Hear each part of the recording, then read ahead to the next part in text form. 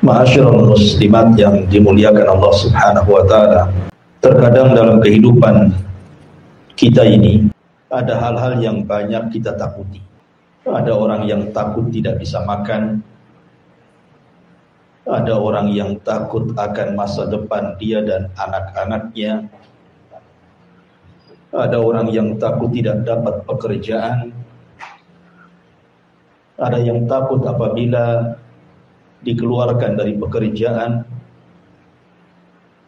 atau mungkin lebih daripada itu, takut kepada berhala, kepada selain daripada Allah Subhanahu wa taala, dan begitu seterusnya. Jadi bab ini akan mengarahkan kepada kita tentang menempatkan rasa takut hanya kepada Allah Subhanahu wa taala. Allah Subhanahu wa taala berfirman tepat pada surah Al-Imran ayat 175. Innama dzalikumus syaitanu yukhawwifu awliya'ah fala takhafuhum wa khafuni in kuntum mu'minin. Sesungguhnya mereka tidak lain hanyalah setan-setan yang menakut-nakuti kalian dengan kawan-kawannya. Oleh karena itulah maka janganlah kalian takut kepada mereka, tapi takutlah kepada Aku, kata Allah, jika kalian benar-benar orang yang beriman kepada Allah Subhanahu wa ta'ala. Ayat ini sebenarnya didahului dengan ayat sebelumnya, di mana pada surah Al-Imran ayat 173 sebelumnya Allah mengatakan, alladzina qala lahumun nas innan nasa qad jama'u lakum fahsyauhum fazadahum imanan wa qalu hasbunallah wa ni'mal wakil fanqalabu binikmatin minallahi wa fadlin lam yamsashum su wattaba'u ridwanallah wallahu dzu fadlin 'adzim. Yaitu orang-orang yang mentaati Allah dan Rasulnya, yang ketika ada orang-orang yang mengatakan kepada mereka orang-orang kafir telah mengumpulkan pasukan, menambah pasukan mereka untuk menyerang kalian, karena itulah takutlah kepada mereka. Ternyata ucapan itu menambah kuat iman orang-orang yang beriman dan mengatakan, cukuplah Allah menjadi penolong bagi kami, dan dialah sebaik-baik penolong. Maka mereka kembali dengan nikmat dan karunia yang besar dari Allah. Mereka tidak ditimpa satu bencana pun, dan mereka mengikuti keridhaan Allah, dan Allah mempunyai karunia yang sangat besar. Sedikit tentang kenapa Allah Subhanahu wa taala berfirman dalam surah Al-Imran ayat 175 ini. Jadi sebab turunnya begini, Bu. Ketika kaum muslimin mengalami kekalahan dalam perang Badar, dalam perang Uhud. Memang betul-betul perang Uhud itu perang di mana kaum muslimin itu betul-betul kalah. Bahkan Nabi SAW diisukan meninggal, karena ketika itu ada seorang sahabat yang mirip dengan Rasul, namanya Mus'ab ibn Umair, gugur di perang Uhud ini. Jadi sangkanya itu Nabi, sehingga tersebarlah isu kematian Rasulullah sallallahu alaihi wasallam di perang Uhud, padahal itu adalah kedustaan. Tetapi dengan tersebarnya isu kematian Rasul, itu menciutkan sebagian hati para sahabat sehingga mereka mundur dan berakhir dengan mengalami kekalahan. Tetapi walaupun demikian, Allah Subhanahu wa taala menyelamatkan nabinya dan tidak benar berita kematian. Dan begitulah Allah Subhanahu wa taala jadikan kehidupan ini terkadang kalah, terkadang menang. Wa tilkal ayyam nudawiluha bainan nas. Terkadang hari-hari itu diputarkan oleh Allah Subhanahu wa taala. Ketika kemudian kaum muslimin sudah kembali ke Madinah, tiba-tiba kemudian Abi Sufyan ketika itu bicara kepada Abdul Qais, dan Abdul Qais ini seorang pedagang yang selalu berangkat dari Mekah ke Madinah. Jadi Abi Sufyan mengatakan, dan Abi Sufyan itu tokohnya orang Quraisy ketika itu belum masuk Islam, dan dia yang memimpin perang Uhud. Kata Abi Sufyan, "Ndak kemana kau Abdul Qais?" Kata Abdul Qais mengatakan, "Kami dan beberapa teman kami akan pergi ke kota Madinah." Kemudian kata Abi Sufyan, "Maukah engkau menyampaikan berita dariku kepada Muhammad? Mau enggak? Nanti ku berikan engkau imbalan." Akhirnya kemudian Abdul Qais dan kawan-kawannya sepakat mau. Akhirnya berangkatlah 3 orang ini dari Mekah menuju kota Madinah. Lah kemudian ketika Nabi SAW sampai di sebuah tempat namanya Hamra al-Asad, itu kepulangan dari Uhud, tiba-tiba kemudian utusan Abi Sufyan, Abdul Qais dan kawan-kawan ini menemui Rasul sebelum masuk Madinah. Ketemu di Hamra al-Asad.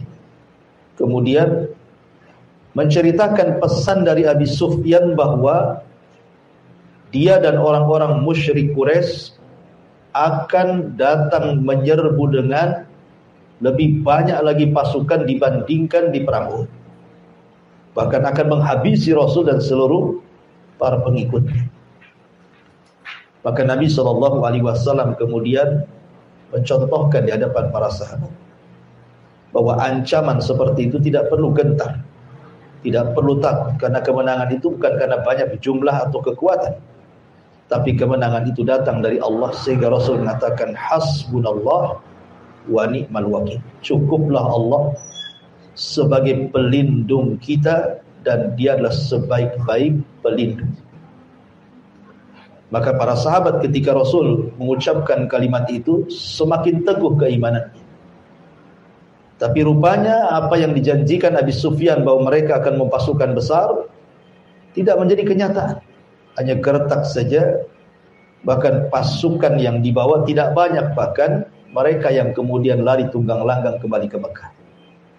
Dari sini Allah Subhanahu wa ta'ala katakan, sesungguhnya mereka itu tidak lain hanyalah setan-setan yang menakut-nakuti kalian dengan kawan-kawannya dari orang-orang musyrik Quraisy.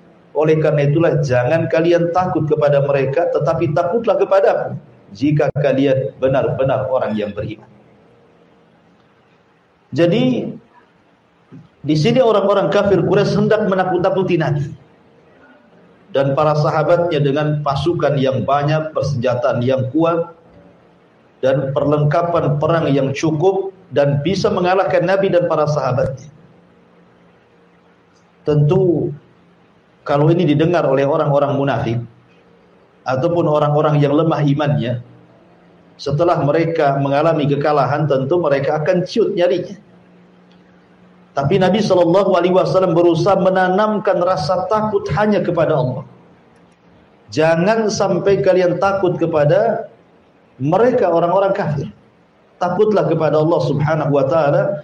Dari situlah maka ketika Nabi SAW memberikan contoh bahwa kita tidak boleh takut kepada manusia, tapi takutlah kepada Allah, barulah para sahabat kemudian semakin kuat keimanan.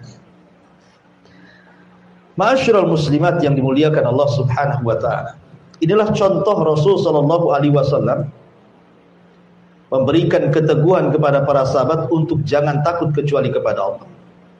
Dan Al-Quran itu kita ambil bukan karena sebab turunnya, tetapi karena umum lafadznya. Jadi syaitan itu memang sejak diciptakan dan menjadi musuh bagi manusia, memang dia selalu menakut-nakuti kita. Salah satu contohnya adalah, ibu bisa buka Al-Baqarah ayat 268. Allah Subhanahu wa taala berfirman, "Asy-syaitanu ya'idukumul faqra wa ya'murukum bil fahsyah wallahu ya'idukum maghfiratan minhu wa fadla wallahu wasi'un alim." Syaitan itu senantiasa memberikan was-was kepada orang-orang yang hendak berinfak, bersedekah, berzakat. Jangan lakukan, karena engkau akan mengalami kefakiran. Jadi syaitan itu menjanjikan kefakiran, bahkan memerintahkan kalian untuk berbuat kejahatan, sementara Allah Subhanahu wa taala menjanjikan kepada kalian ampunan dan karunia, karena Allah Maha luas pengetahuan. Imam Nawawi rahimahullahu taala mengatakan, "Laisa lisyaitan silahun 'alal insan." Tidaklah syaitan itu punya senjata untuk melawan manusia, kecuali bagaimana caranya menanamkan khauful faqri. Bagaimana manusia itu takut akan kefakiran. Sebab kalau seandainya manusia itu sudah takut akan kefakiran, maka manusia pasti akan berbuat jahat. Dan itu senjata syaitan untuk menakut-nakuti sebelum dia berbuat jahat, ditakut-takuti kefakiran. Makanya kenapa Nabi SAW mengajarkan satu doa, Allahumma inni a'udzubika minal kufri wal faqri wa adzabil qabri. Ya Allah, aku berlindung kepadamu dari kekufuran dan kefakiran serta azab kubur. Memang ada hadis yang ma'ruf di masyarakat, kadal faqru an yakuna kufran. Terkadang kefakiran itu dekat kepada kekufuran. Hadis ini tidak benar, hadis ini dhaif, ya. Akan tapi secara makna memang benar, bahwa orang-orang fakir itu mudah meninggalkan kewajiban, bahkan bisa meninggalkan agamanya. Dulu kita dapat cerita kan, gara-gara sebungkus sepermi orang bisa murtad. Zaman dulu, ya. Kalau sekarang nggak mulai sebungkus bayar. Kalau sekarang pabriknya baru murtad, dikasih pabrik. Jadi kadang-kadang kefakiran itu bisa mengakibatkan kekufuran, bisa meninggalkan agama. Bahkan terkadang dia bisa murka kepada Allah Subhanahu wa taala, menyalahkan Allah seolah-olah ujian dari Allah itu bagikan azab bagi dia. Makanya Nabi mengajarkan satu doa agar kita berlindung dari kefakiran dan juga kekufuran. Nah, di antaranya adalah ketakutan manusia kepada kefakiran ini mengantarkan kepada mencari pekerjaan haram. Karena dipikirnya bahwa mencari yang halal itu sulit. Sementara dia harus makan, sementara keluarganya harus makan, anak-anaknya harus makan dan juga harus sekolah. Akhirnya dia tidak peduli dengan bagaimana cara mencari harta. Makanya kenapa Nabi SAW sudah bersabda 14 abad yang silam itu, sayati alaikum zaman, akan datang zamannya kata Rasul, la yubalil mar'u bima akhadal mal. Manusia sudah tidak akan peduli bagaimana cara mengambil harta, karena takutnya miskin. Sementara rasa takut ini adalah was-was yang dibentuk oleh syaitan untuk menakut-nakuti manusia, sehingga rasa takut yang dalam kepada kefakiran itu akhirnya mengantarkan mencari barang-barang atau pekerjaan-pekerjaan yang diharamkan Allah Subhanahu wa taala. Ataupun mungkin kefakiran ini juga bukan hanya sekedar mengantarkan kepada mencari hal-hal yang kemudian diharamkan dari pekerjaan, terkadang juga sampai kepada membatasi keturunan. Ingat, Nabi SAW mengatakan, tazawwajul walud wal wadud fa inni mukatsirun bikumul umam yaumal qiyamah. Kata Rasul, nikahilah wanita yang tukang beranak dan juga penyayang kepada suami. Kemudian Rasul mengatakan, karena saya akan berbangga dengan banyaknya umat pada hari kiamat. Tapi ada sebagian orang yang kemudian berpikir, kalau banyak anak ini, gimana cara ngasih makan? Gimana nyekolahkannya? Takut dia. Takut masa depannya. Pada Allah Subhanahu wa taala mengatakan, nahnu narzukukum wa iyyahum. Kami loh yang kasih rezeki kalian dan juga anak-anak kalian. Kenapa mesti pusing? Lah terkadang kemudian perasaan takut kepada selain Allah yang dihembuskan oleh syaitan, salah satunya kepada kefakiran, itu mengantarkan orang akhirnya membatasi keturunan. Padahal tujuan pernikahan itu adalah memperbanyak keturunan. Ya. Kemudian juga yang ketiga, terkadang juga banyak akhirnya kemudian anak-anak muda terhalang dari menikah. Alasannya belum ada pekerjaan, alasannya belum mapan, alasannya nanti saya kasih makan apa istri saya gitu. Padahal Allah Subhanahu wa taala jelas-jelas yang mengatakan bahwa iyakunu fuqara yughnihimullah. Kalau kalian fakir nanti Allah kasih kekayaan. Dulu kita saja atau ibu-ibu dulu kan waktu menikah dengan suami ibu, awal-awal nikah kan banyak yang enggak punya rumah tuh. Tapi seiring dengan waktu, awalnya nyewa, akhirnya cari lahan, atau mungkin nyicil beli rumah, punya rumah. Yang nggak punya kasur sendiri beli kasur, punya kulkas, punya ini, punya itu, akhirnya lengkap satu rumah kan. Lah siapa yang kasih itu kalau bukan karena Allah Subhanahu wa taala? Dan itu sekali lagi bahwa itu adalah syaitan. Syaitan membisikkan di telinga anak-anak muda supaya menjauhi pernikahan, supaya tabatul. Sehingga disuruh maksiat kepada Allah Azza wa Jalla. Karena kalau dia tidak menikah, dia tidak bisa melampiaskan nafsunya kepada yang dihalalkan. Akhirnya melakukan hal-hal yang diharamkan Allah Azza wa Jalla. Dari sinilah kemudian Allah mengatakan, ya'idukumul faqra wa ya'murukum bil fahsya. Setan menjanjikan kefakiran, habis itu memerintahkan untuk berbuat kerusakan. Kemudian juga termasuk juga karena takut kefakiran, terkadang ada orang-orang tua yang punya anak gadis gitu ya. Ketika sudah waktunya menikah, terkadang dia pilih-pilih jodoh tuh anak. Kalau dia tidak beragama tuh, mesti doktrin orang tuanya kepada anak gadis tuh, nah kalau cari jodoh cari yang mapan. Kalau bisa PNS, ya. Kalau bisa yang paslon yang banyak kan gitu ya. Jadi kadang-kadang seperti itu. Ya minimalnya pengusaha katanya. Minimal pengusaha itu, maksimalnya apa? Menteri ya. Jadi kadang-kadang orang-orang yang kemudian mendoktrin anak-anaknya itu justru soal urusan dunia. Padahal kita tahu bahwa kenikmatan berumah tangga itu bukan disebabkan karena kekayaan. Bukankah Rasul yang mengatakan ketika memilih kriteria itu, kata Rasul, fadfar bidzatid din taribat yadak. Ambil yang baik agamanya. Ambil yang baik agamanya. Karena anak gadis kita itu akan melahirkan cucu kita. Cucu kita akan melahirkan cicit kita. Dan itu aset bagi kita setelah kematian kita. Mereka yang mendoakan kita. Kalau orang-orang yang kaya belum tentu sayang dengan orang tuanya. Jangankan lagi meninggal setelah kematian kita. Masih hidup ketika sudah tua saja boro-boro gitu ya. Kenapa? Karena yang menggerakkan anak sayang kepada orang tua itu agama. Bahwa ketika dia birrul walidain itu sebuah pahala. Makanya gara-gara kemudian was-was syaitan, akhirnya banyak kemudian orang-orang yang justru menjodohkan anak-anaknya dengan dilihat barometer kekayaan bukan dari agama.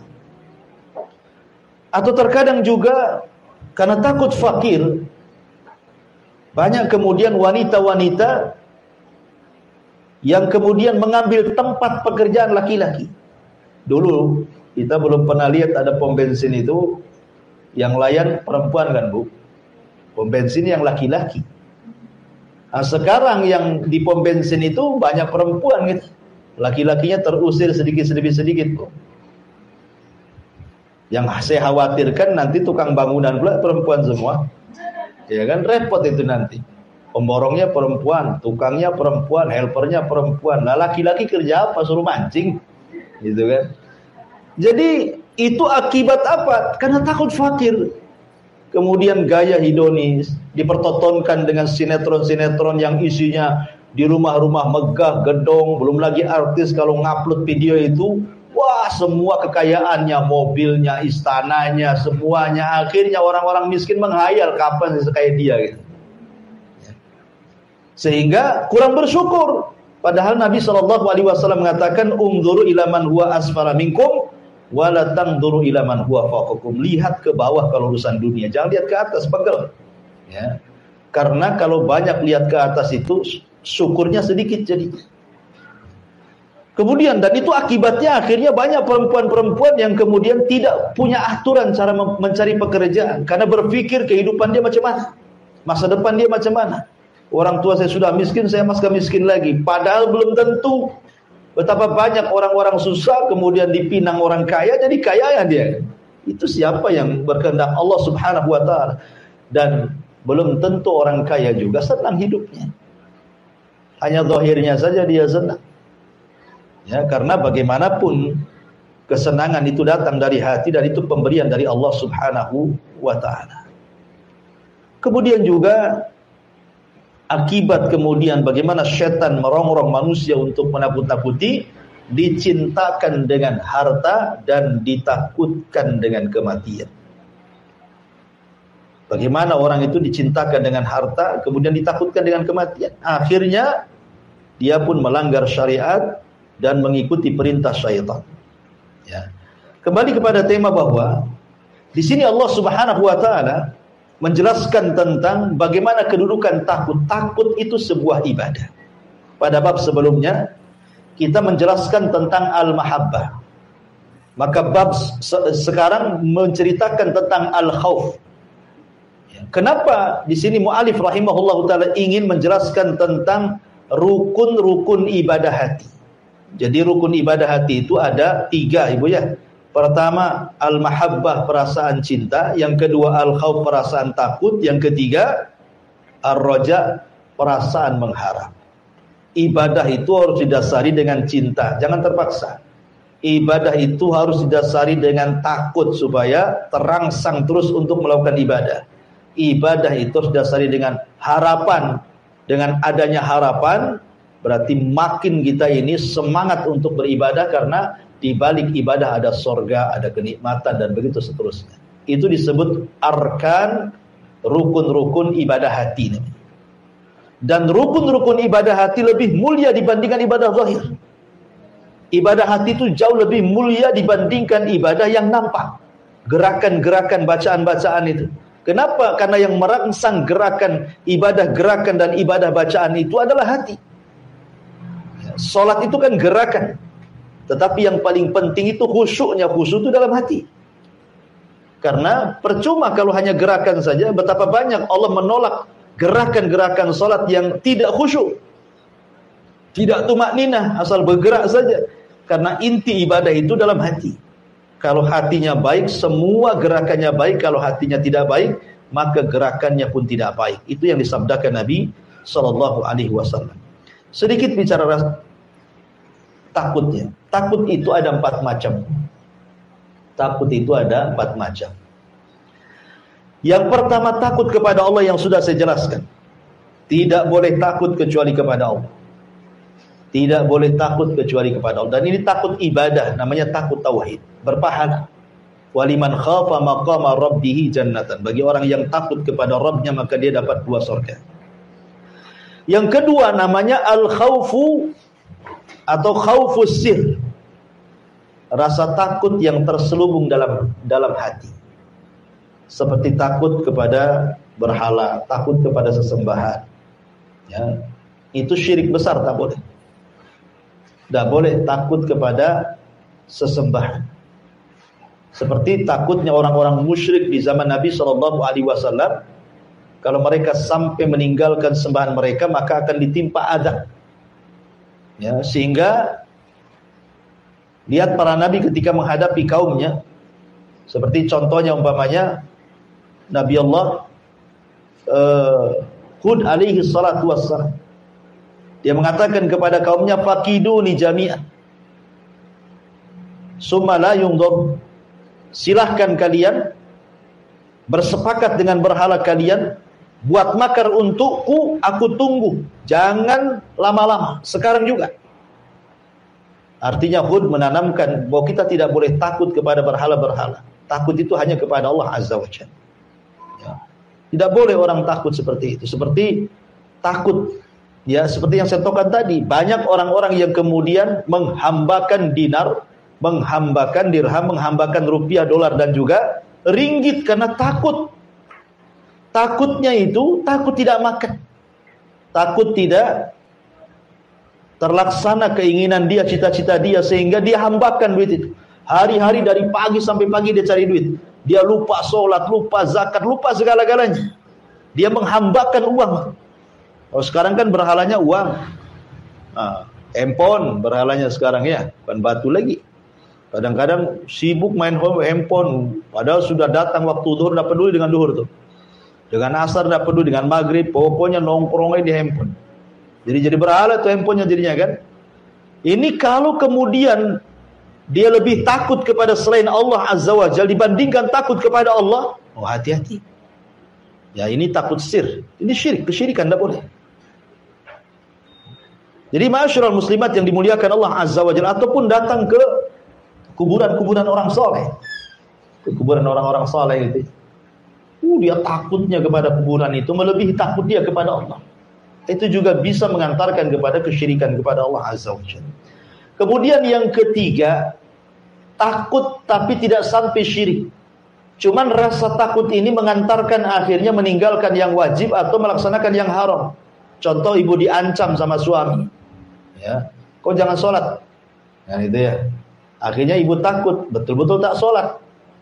Kenapa tak sholat? Takut sama suami. Kalau saya sholat saya dipecat katanya kan, saya ditalak, saya takutlah katanya. Atau dalam sebuah perusahaan, aturan perusahaan tidak boleh ada sholat. Akhirnya kemudian orang tidak mau keluar dari perusahaan itu. Jadi ketika ditanya, kenapa kau tidak keluar dari perusahaan itu? Ya. Bukankah di perusahaan itu ketat tidak boleh sholat? Takut saya kalau keluar nggak ada kerjaan lagi, ya nggak apa-apalah kan itu ya. Akhirnya rasa takutnya meninggalkan yang wajib dan mengerjakan yang haram. Nah, ini takut haram, tidak sampai syirik, ya. Takut haram. Dan yang terakhir tentu disebut dengan takut tabiat. Ya wajar ibu takut diancam orang, ya, ada preman ngancam kita takut, itu tabiat. Ya, takut sama buaya, apalagi buaya darat gitu ya kan.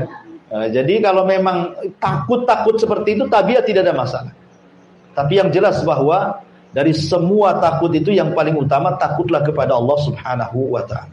Kemudian dalil yang kedua, Allah Subhanahu wa taala berfirman, "Innama ya'muru masajidallah man amana billahi wal yaumil akhir wa aqamas salata wa ataz zakata wa lam yahsha illallah fa asa ulaika an yakunu minal muhtadin." Orang-orang yang memakmurkan masjid-masjid Allah hanyalah orang-orang yang beriman kepada Allah dan hari akhir, serta mendirikan salat, menunaikan zakat dan tidak takut kepada siapapun selain kepada Allah. Mereka adalah orang-orang yang diharapkan termasuk golongan orang-orang yang mendapatkan petunjuk. Dalam ayat yang kedua At-Taubah 18 ini, Allah Subhanahu wa taala ingin menjelaskan kepada kita bahwa orang-orang yang memakmurkan masjid itu ada dua macam. Ada memakmurkan secara fisik, memakmurkan masjid secara fisik, seperti membangun masjid, ikut mewakafkan material-material masjid, entah besinya, entah semennya, entah kerikilnya, entah pasirnya, entah gentengnya, spandeknya, atau apalah yang berkaitan dengan pembangunan. Dan ini besar pahalanya. Sebagaimana Nabi SAW mengatakan, man bana masjidan lillahi kamif hasiqitatin au asghar banallahu lahu baitan fil jannah. Barang siapa yang membangun masjid walaupun sebesar sangkar buruk atau lebih kecil dari sangkar buruk, tetap Allah Subhanahu wa taala akan bangunkan bagi dia rumah di surga. Apa maksudnya? Imam Syaukani rahimahullah mengatakan maksudnya, kan tidak mungkin kita pahami secara zahir hadis ini, Bu. Masa barang siapa yang membangun masjid walaupun sebesar sangkar burung, orang aja nggak masuk, ya burung aja yang masuk di situ kan? Ya, kan tidak mungkin orang bangun masjid segede sangkar burung. Seberapalah sangkar burung itu? Maksudnya kata Imam Syaukani hadis ini, maksudnya di sini kinayah bahwa sekecil apapun ibu nyumbang untuk pembangunan masjid, walaupun hanya satu lonjor besi, satu sak semen, satu gerobak pasir, satu gerobak koral, satu lembar spandek gitu ya, satu lembar baja ringan atau apalah kan, itu sudah cukup ibu dibangunkan satu rumah di sorga. Ya, ini yang pertama. Kemudian makna yang kedua, bahwa yang dimaksud orang yang memakmurkan masjid itu memakmurkan secara ruhiyah. Ya, yang pertama membangun fisik ataupun ya tadi membangunkan secara ruhiyah. Ruh kita dibangun di situ. Bukan hanya masjid saja dibangun, ruh kita dibangun dengan sholat kita di situ, dengan baca Quran di situ, dengan kita zikir di situ, akhirnya menghasilkan akhlak-akhlak yang mulia. Ya, karena masjid itu tempat tarbiyah. Orang kalau pulang dari masjid harusnya dia tidak mengucapkan kalimat kotor dan tidak melakukan perkara fasik. Kenapa? Karena Allah yang mengatakan innas salata tanha 'anil fahsya'i wal munkar. Salat itu mencegah perbuatan keji, ucapan-ucapan kotor dan mungkar, perbuatan fasik. Artinya bahwa pembangunan itu bukan hanya sekedar fisik saja. Ya, ini yang banyak sekali dilakukan di masyarakat kita, masjidnya aja bagus-bagus gitu ya. Masjidnya megah-megah, pakai AC gitu. Luar biasa sekarang masjid di zaman sekarang. Tapi membangun orang-orangnya itu yang kurang. Sehingga banyak masjid bagus kosong dari jamaah. Tahu-tahu yang azan dia, yang imam dia, yang makmum dia gitu. Dia aja gitu, dia saja. Nah, yang lain kemana? Padahal sebenarnya yang paling utama itu membangun ruh dibandingkan fisik. Membangun ruh dibandingkan fisik lebih utama. Ya. Tapi juga bagaimanapun dua-duanya juga utama. Makanya Allah Subhanahu wa taala mengatakan orang-orang yang memakmurkan masjid-masjid Allah itu ya orang-orang yang beriman kepada Allah dan hari akhir, melaksanakan salat, menunaikan zakat, dan yang paling penting syahidnya di sini walam yahsya illallah, walam yahsya illallah, dan dia tidak takut kecuali kepada Allah Azza wa Jalla. Kalimat yahsya itu beda dengan al-khauf. Kalau pada ayat yang pertama Ali Imran ayat 175, Allah membahasakan takut itu dengan kalimat al-khauf. Tetapi dalam surah At-Taubah ayat 18 Allah membahasakan takut itu dengan kalimat khasyah. Apa bedanya al-khauf dan khasyah? Kan kalau diterjemahkan ke bahasa Indonesia kan sama-sama takut. Kata ulama mengatakan khasyah lebih tinggi dibandingkan al-khauf. Karena khasyah itu diiringi dengan pengetahuan, dengan ilmu dan dengan ta'zim, mengagungkan Allah Azza wa Jalla. Di mana orang-orang itu kalau sudah sampai level khasyah, betul-betul dia takut karena diiringi dengan pengetahuan. Maknanya dia tahu apa yang ditakutkan. Makanya kenapa ketika Allah mensifatkan para ulama, Allah mengatakan innama yakhsyallah min ibadihil ulama. Orang-orang yang takut kepada Allah itu mereka para ulama, para penuntut ilmu yang punya pengetahuan. Kenapa? Karena hanya mereka yang tahu apa yang ditakutkan. Ya, manusia kan dua, ada yang takut tapi tidak tahu apa yang ditakutkan. Ada yang takut memang dia tahu apa yang ditakutkan. Ya. Jadi ulama itu tahu. Kenapa mereka takut? Karena tahu yang ditakutkan. Selain ulama itu ya nggak takut wajar karena nggak tahu apa yang ditakutkan gitu ya. Makanya khasyah itu lebih tinggi dibandingkan khauf. Dan orang-orang yang masuk ke masjid harusnya bukan hanya sekedar al-khauf, tetapi juga mendapatkan predikat khasyah. Jadi ketika masuk masjid itu dia tahu apa yang ditakutkan dalam masjid itu. Kenapa dia sholat? Karena takut akan neraka, takut akan adab, takut disiksa dan begitu seterusnya. Ya, jadi khasyah itu lebih tinggi dibandingkan al-khauf. Kemudian Allah mengatakan fa asa ulaika an yakunu minal muhtadin. Kemudian di dalam ayat yang lain Allah mengatakan, disebutkan dalam surah Al-Ankabut ayat 10,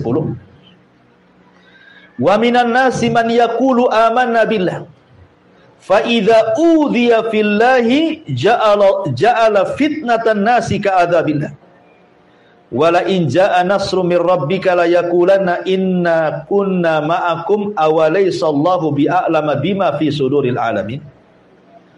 Di antara manusia ada yang berkata, kami beriman kepada Allah, maka apabila dia disakiti karena beriman kepada Allah, dia anggap siksaan manusia itu seperti siksaan Allah.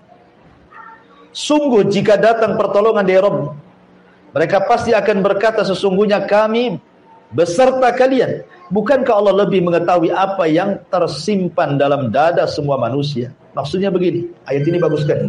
Kita jabarkan sedikit, agak panjang. Ada yang mengatakan bahwa ayat ini adalah isyarat kepada orang-orang munafik. Jadi orang-orang munafik dan lemah imannya, kalau diuji oleh Allah Subhanahu wa taala di zaman Nabi sallallahu alaihi wasallam, maka mereka mengatakan ujian itu seolah-olah adab dari Allah Azza wa Jalla, bukan sebagai pengangkat derajat dan penghapus dosa, ya kan? Berbeda dengan orang-orang yang beriman. Justru mereka menjadikan ujian Allah itu sebagai keyakinan bahwa Allah sedang mengangkat derajatnya dan Allah sedang menghapus dosa-dosanya, dan Allah sedang menggembleng dari kesabarannya.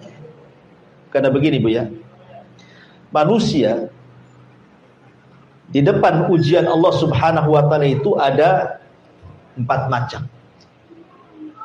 Kalau seandainya ibu diuji oleh Allah, sakit, berkepanjangan, ekonomi lagi bermasalah, apalagi BBM naik gitu ya. Semua naik jadinya Bu ya. Ya, sampai COD aja naik tuh. Ya, Shopee aja naik ongkosnya katanya. Naik semua ibu ya. Sampai ibu pun naikkan juga uang belanjanya itu sama suaminya. Kenapa dinaikkan dek? BBM naik bang, nggak dengar BBM naik katanya. Ada yang sampai seperti itu. Jadi kalau ada orang diuji nih, entah itu kematian orang dicintainya, atau mungkin kefakiran hidupnya, atau penyakit yang dideritanya, dan begitu seterusnya. Manusia itu menghadapi ujian itu ada 4 kategori. Ada 4 orang, ada 4 macam. Yang pertama ada orang yang Masya Allah tasakhut Bu. Tasakhut itu artinya enggak redho dengan ujian, enggak ikhlas dengan musibah. Ya, kayaknya musibah ini azab dari Allah Subhanahu wa taala bagi dia. Bahkan lebih parah lagi, bukan hanya hatinya saja tidak ikhlas, tidak redha Bu, lisannya pun kadang-kadang ikut menunjukkan ketidakredhaan. Lisannya itu ngomong, kenapa mesti aku terus? Kenapa enggak tetangga sebelah saja katanya. Gitu ya. Kenapa aku sakit terus? Itu kapan sembuhnya? Salah apa saya ini ya Allah? Nah, jadi kan ada orang yang nampak dari lisannya. Kenapa si anak saya saja nggak naik kelas? Kenapa anak si fulan nggak naik terus? Ya karena bodoh mungkin anaknya. Jadi ada yang kemudian itu menjadikan ujian itu betul-betul tasakhut, dia nggak redho, dia marah-marah dia. Nah, ini orang yang kunut min rahmatillah. Orang-orang yang putus asa dari rahmat Allah, ini bahaya. Inilah yang difirmankan dalam Al-Quran yang kita baca. Fa idza udhiya fillah ja'alallah fitnatan nas ka'adzabillah. Apabila disakiti karena beriman kepada Allah, dia menganggap siksaan manusia itu seperti siksaan Allah. Ya Rabb, saya kan sudah sholat, ya kok saya masih susah juga. Ya Allah, saya sudah sholat, kenapa tetangga itu nyelekit kali ngomongnya? Ya Allah, saya sudah sholat, kenapa kok begini? Kadang-kadang orang kemudian menganggap bahwa kalau Allah sedang menguji, dia merasa sudah beriman, ternyata ujian itu dianggapnya seperti azab Allah. Ini bahaya. Ini yang pertama. Yang kedua, ada orang itu zahirnya pura-pura kuat dalam ujian, disabar-sabari. Ya, pokoknya suaminya meninggal sabar, ekonominya gulung tikar sabar. Ya, disabar-sabari. Ada orang yang menyabar-nyabari diri Bu, tapi jangan disenggol. Kalau disenggol keluar semua keluhannya. Nah, ada orang kayak gitu Bu, nampaknya sabar sekali Ibu tegur, "Cemana jualannya?" "Aduh payah," kata. "Udah sebulan ini begini begono." Nah, itulah. Ada orang yang nampak menyabar-nyabarkan diri, tapi kalau disenggol keluar semua. Nah, ini kelompok yang kedua, tapi agak rendah daripada kelompok pertama.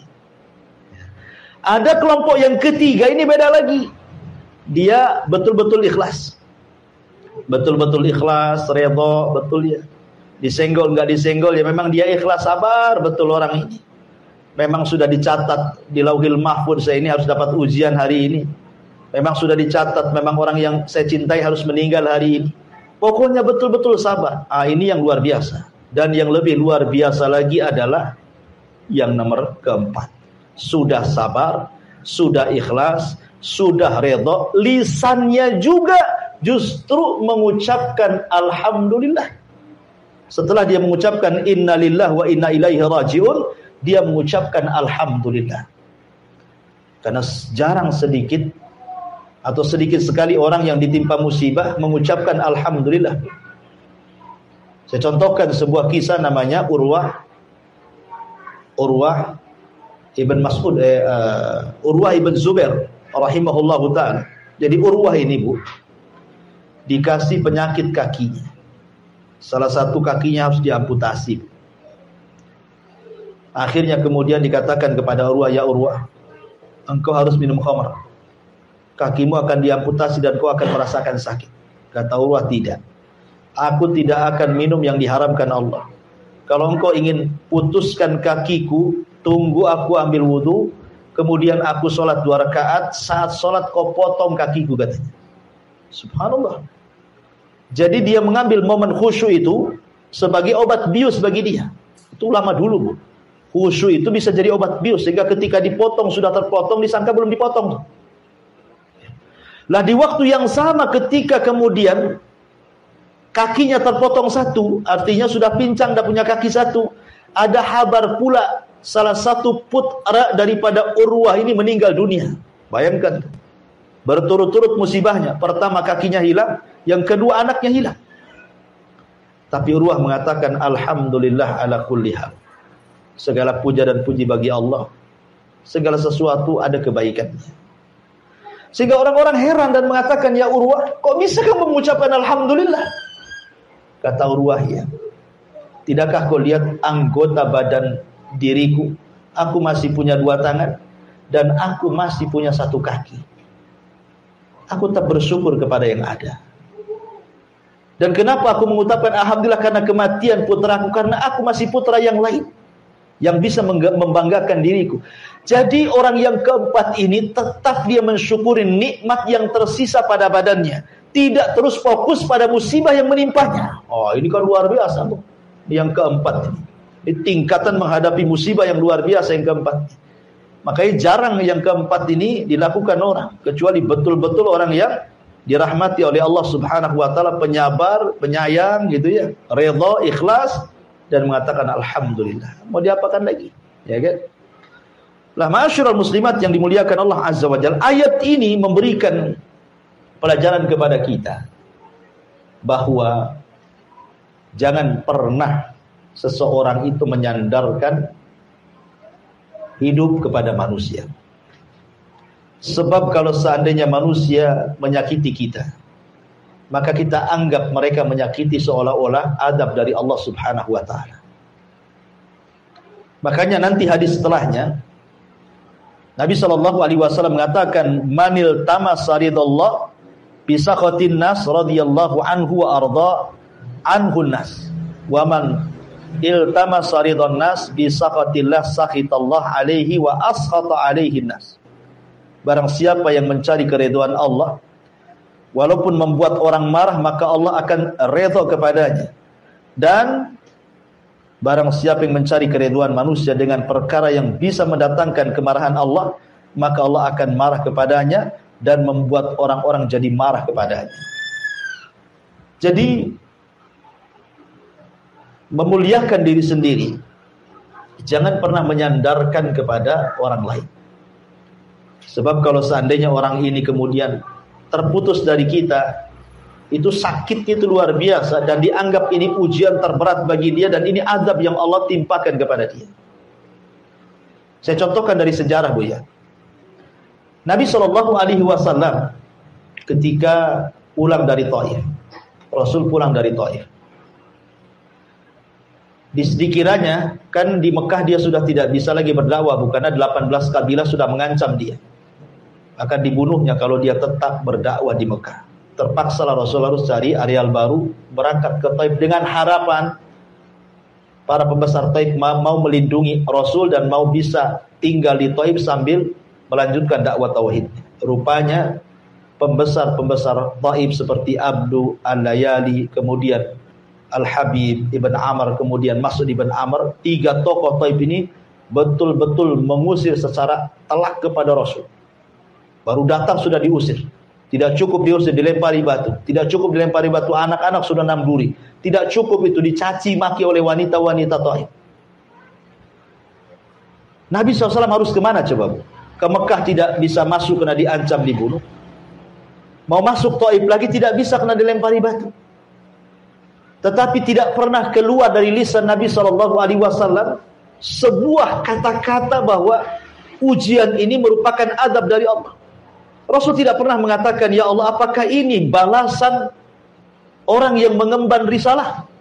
Contohnya umpamanya, ya Allah, apakah begini orang-orang yang kemudian mengemban kenabian dan kerasulan? Kenapa mesti aku yang disakiti? Kenapa tidak mereka saja? Kenapa mesti aku seperti ini? Rasul tidak mengatakan seperti itu. Tapi subhanallah, Nabi SAW mengajarkan kepada kita sebuah doa saat disakiti orang Taif itu. Apa kata Rasul? Allahumma ilaika ashku dha'fa quwwati wa qillati hilati wa hawani 'alan nas. Kata Nabi SAW, ya Allah, aku hanya mengadu kelemahan kekuatanku, sedikit pengalaman dakwahku, dan terasa hinanya diriku di atas manusia. Tetapi Rasul mengatakan, illam takun alayya sakhatun fala ubali. Kalau memang illam takun alaika, kalau memang engkau tidak murka kepadaku, kalau memang peristiwa seperti ini bukan kemurkaanmu kepadaku, kalau memang mereka melempari batu kepadaku, mencaci maki aku, ini bukan bentuk kemurkaanmu kepadaku, kata Rasul, fala ubali, aku nggak peduli. Ya.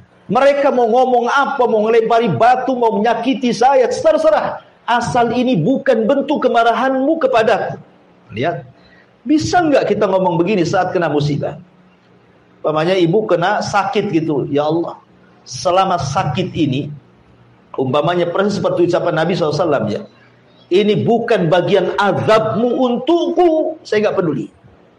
Ya, boleh jadi ini adalah engkau hendak mengangkat derajatku dan menghilangkan dosa-dosaku. Kan enak bu. Kalau ibu ngomong gitu, tenang tuh hidup tuh. Umpamanya ini gulung tikar usahanya, dia ngomong, ya Allah, selama gulung tikar ini, kebangkrutan ini bukan azab dari kepada kamu, bukan karena engkau murka kepada aku nggak peduli. Mau gulung tikar, mau bangkrut, nggak peduli. Ya. Yang penting afiataka, karuniamu, maafmu lebih luas kau berikan kepadaku. Itu yang dikatakan Nabi SAW. Ghairu anna afiyataka hiya awsa'ali, akan tetapi maafmu kepadaku lebih luas dibandingkan murkamu kepadaku. Kalau orang ngomong begini saat kena musibah, bu, tenang satu dunia, bu. Nggak ada orang yang menjerit-jerit, apalagi sampai curhat kemudian di FB, itu nggak ada, bu. Ya kan? BBM naik, curhatnya macam-macam tuh, dari A sampai Z, setiap hari statusnya itu aja. Ya, kalau dia mengatakan seperti itu kan enak, bu, ya kan? Tenang, tidak sedih, tidak khawatir, tidak takut. Itu yang diajarkan Nabi SAW. Tapi betapa banyak sering saya katakan kan, apabila anaknya sakit, dia mengeluh dan mengatakan, ya Rabb, kenapa anak saya yang sakit? Apabila ditimpa musibah, dia mengatakan, ya Rabb, asih aku aja kena musibah, kenapa si anu tidak? Nah, ketika kemudian gulung tikarnya, ya Rob, kenapa mesti usahaku yang gulung tikar? Kenapa si anu-anu itu kok bagus sekali usahanya? Apa salahku? Kan ada orang-orang kayak gitu ya. Ini sama dengan firman Allah, fa idza udhiya fillah ja'ala fitnatan nas ka'adzabillah. Apabila diuji gitu ya, maka dia menjadikan ujian itu seolah-olah azab dari Allah Subhanahu wa taala. Tidak, terkadang Allah Subhanahu wa taala menghendaki seperti itu supaya ada kebaikan yang kita tidak tahu hikmahnya. Makanya Allah mengatakan, wa asa an taqru syai'an wa huwa khairul lakum. Boleh jadi sesuatu yang kita benci itu ada kebaikan di situ. Mana tahu gitu kan, itu rahasia Allah. Betapa banyak orang-orang yang keluar dari perusahaan, ya, karena mungkin di PHK. Rupanya Allah mempersiapkan usaha yang jauh lebih berkah, lebih banyak, lebih bagus lagi dibandingkan ketika dia kerja di situ. Betapa banyak itu, sudah banyak kok dilakukan orang-orang. Ya, jadi kenapa mesti takut? Takut dengan rizki, takut dengan kebahagiaan semua milik Allah. Tinggal minta kepada Allah yang maha kaya. Ya kan?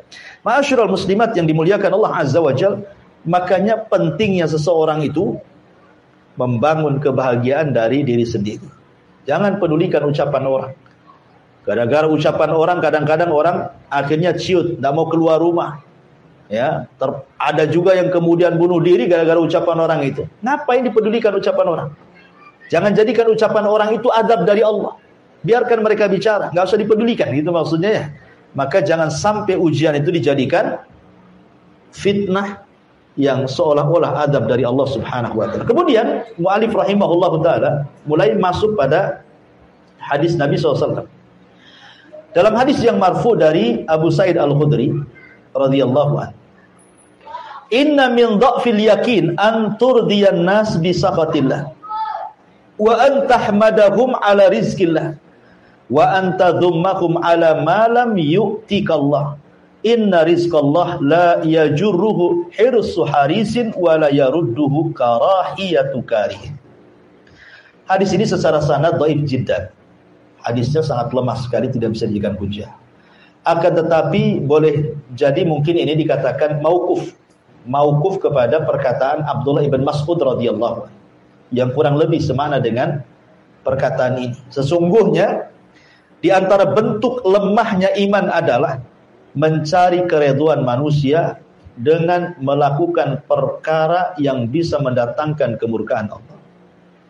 Memuji orang lantaran rizki Allah yang diberikan lewat mereka, dan mencela orang lantaran rizki Allah yang tidak diberikan lewat mereka.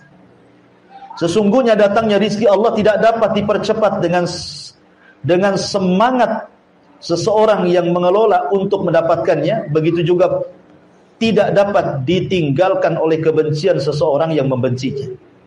Subhanallah, ini banyak terjadi di masyarakat. Ya, bahwa terkadang manusia itu ingin mencari keridhaan manusia, tetapi dengan cara yang membuat Allah murka. Ya, banyak orang yang kemudian mencari ridha manusia, tidak peduli Allah murka atau tidak murka. Itu banyak sekali di masyarakat. Ya. Umpamanya orang bekerja di perusahaan,